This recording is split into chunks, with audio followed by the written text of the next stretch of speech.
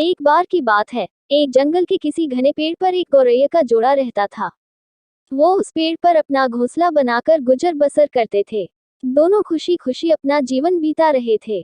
फिर आया सर्दियों का मौसम। इस बार बहुत ही कड़ाके की ठंड पड़ने लगी।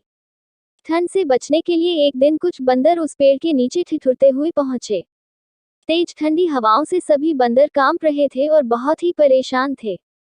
पेड़ के नीचे बैठने के बाद वो आपस में बात करने लगे कि काश कहीं से आग सेंकने को मिल जाती तो ठंड दूर हो जाती। उसी बीच एक बंदर की नजर पास पड़ी सूखी पत्तियों पर पड़ी। उसने दूसरे बंदरों से कहा, चलो इन सूखी पत्तियों को इकट्ठा करके जलाते हैं। उन बंदरों ने पत्तियों को एक जगह इकट्ठा किया और उन्हें जलाने का उपाय करने लगे। ये सब पेड़ पर बैठी गौरैया देख रही थी। ये सब देखकर उससे रहा नहीं गया और वो बंदरों से बोल पड़ी, तुम लोग कौन हो? देखने में तो तुम आदमियों की तरह लग रहे हो, हाथ पैर भी हैं, तुम अपना घर बनाकर क्यों नहीं रहते?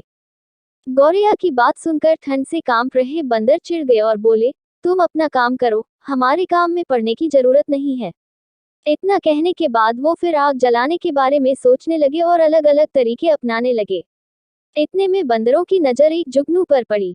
वो चिल्लाने लगा, देखो ऊपर हवा में चिंगारी है, इसे पकड़कर आग जलाते हैं। यह सुनते ही सारे बंदर उसे पकड़ने के लिए अलग अलग तरीके अपनाने लगे। ये देख चिड़िया फिर बोल पड़ी, यह जुगनू है, इससे आग नहीं सुलगेगी। तुम लोग दो पत्थरों को घिसकर आग जला सकते हो।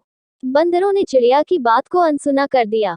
कई कोशिश के बाद उन्होंने जुगनू को पकड़ लिया और फिर उससे आग जलाने की कोशिश करने लगे, पर वो इस काम में कामयाब नहीं हो पाए और जुगनू उड़ गया। इससे बंदर निराश हो गए।